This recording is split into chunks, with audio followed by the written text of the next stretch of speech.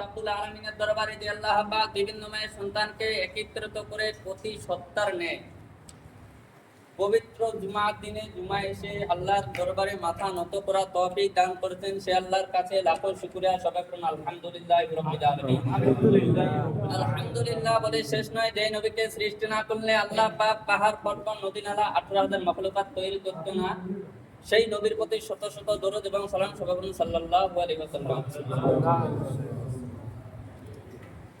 আল্লাহ যা কবুল করেছে, আল্লাহ যাকে যাকে পছন্দ করছে, যার সেজদা আল্লাহর দরবারে পছন্দ হয়েছে, আজকের দিনে তারাই পবিত্র জুমায় এসে আল্লাহকে সেজদা করার তৌফিক নসিব পেয়েছে। জোরে বলুন সুবহানাল্লাহ। আল্লাহ যাক পছন্দ করে নাই ওই সেজদা দিবার হুকুম হয়নি। আল্লাহ যাক পছন্দ করে নাই ওই যতই চেষ্টা করুক জুম্মা আসে সেজদা দিবা পারিবা না, কারণ আল্লাহ পছন্দই করে নাই। ও কোন সেজদা দিবি? আমার ওয়াজ শুনতে শুনতে জীবন শেষ করে দিনি, কারণ মুই জেলা থেকে ওয়াজ করো, সবাই জানে নামাজের কথা কোয়া যায়, কিন্তু আজি বড় দুঃখের বিষয়, এত বড় মসজিদ তামান আছে, কোনো অসুবিধাই নেই, জান্নাত একটা, কিন্তু অথচ নামাজ পড়িবার টাইমে দেখিবেন খুব জোর হলো 5 থেকে 6 জন, নাহলে 10 জন। ওয়াজ কিসের ওয়াজ শুনবেন? তোমার সুদের ওয়াজ শুনবেন, ঘুষের ওয়াজ শুনবেন? কবরের আযাব তো শুনেছি, তামান শুনেছি, কিন্তু আমার কি জানি জানেন, ভয় করি না। এটা হবে না নাই ওটা গ্যারান্টি পাই না। আজি যদি মানসি ভাবিল হয় যে আযাব কবর আছে, মুরবি মুলানা কসে, তাহলে মানসি আর কোন নাই করলে ঠিক নামাজ পড়লে হয়। তা মোর হিসাবে যেটা মন পায় মানসি এটা ভাবে না। এই এতটা আযাব দেখা যায় দুনিয়ায়, গজব দেখা যায়, তাহলে যদি কুড়ি ভয় করে লোকলা, কুড়ি কো ভয় করে না লোকগুলা, বয়স হয়ে গেছে, বাড়ির বসে গেছে, কিন্তু নামাজ পড়বে আসে না একটাই। এত বড় মসজিদটা ফাঁকা হয়ে আছে, এত বড় মসজিদ দিয়ে কি লাভ আছে? প্লাস্টিকের ওই মসজিদে না ভালো ছিল? কিসের টানে দেওয়া হয়েছে? ইবাদতের টানে। কি দেওয়া হয়েছে না ইবাদতের টানে?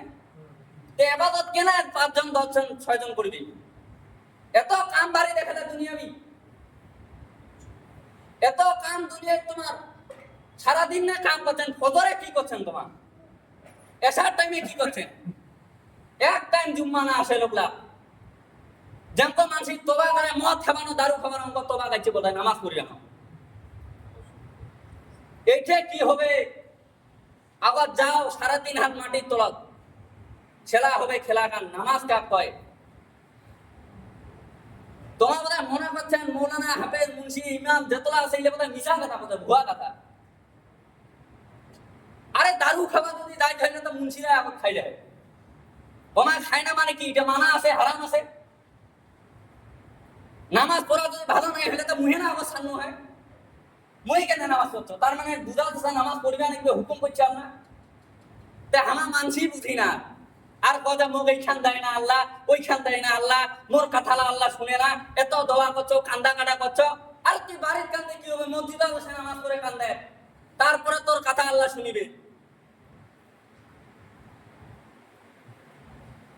আল্লাহ বলতে বান্দা আমার হুকুম হয়ে যাবে, মসজিদে চলে আসবে, কান ধরে দাঁড়িয়ে থাকবে, সানা পড়বে, তাসমিয়া পড়ার পর সূরা ফাতিহা পড়বে, কোরআন তেলাওয়াত চালু করে দেবে, যে কোনো একটা সূরা মিল মোহাব্বত করাবে, মিলাবে, সূরা মিলার পর রুকু সিজদার মধ্যে থাকবে, সিজদা করবে, রুকু করবে। ও বান্দা যখন তোমার নামাজ সমাপ্ত হয়ে যাবে, 4 রাকাতের নামাজ 2 রাকাতের নামাজ সমাপ্ত হয়ে যাবে, আল্লাহ হুকুম করতেছেন বান্দা আত্তাহিয়াতু পড়ো। আত্তাহিয়াতু পড়ার পর তোমরা আমার নবীর প্রতি দরুদ পড়ো। বান্দা নবীর প্রতি দরুদ পড়ার পর আল্লাহ পাক রব্বুল আলামিন বললেন, ও বান্দা তুমি আমার নবীর প্রতি দরুদ পড়েছো, আমি আল্লাহ তোমার জীবনের গুনাহগুলি মাফ করে দিলাম। গুনাহ মাফ হয়ে গিয়েছে, পবিত্র হয়ে গেলাম। আল্লাহ বলে, ও বান্দা আর কি চাও তুমি এখন বলো। তখন বান্দা বলে, শেষের টাইমে লক্ষ্য করেন কোন টাইমে আল্লাহ বলে বান্দা কি চাহে জিজ্ঞ সেরা হামা পড়ি। আল্লাহ পাককে বান্দা বলে, আল্লাহুম্মা গফিরলি, আল্লাহ তুমি আমাকে মাফ করে দাও। আল্লাহ বলে, বান্দা তুমি আমার নবীর প্রতি দরদ করেছো নামাজের মধ্যে, আমি আল্লাহ তোমার গুনাহকে মাফ করে দিয়েছি। আবার তুমি মাফ কেন চাচ্ছ? আল্লাহুম্মা গফিরলি ওয়া লিওয়ালিদাইয়া, আল্লাহ আল্লাহ তুমি আমাকে মাফ করে দাও, আমার মা বাবার জীবনের গুনাহগুলি মাফ করে দাও। সুবহানাল্লাহ। আল্লাহ বলে, বান্দা দিয়ে দিলাম, কবুল করে নিলাম, আর কি চাও বলো।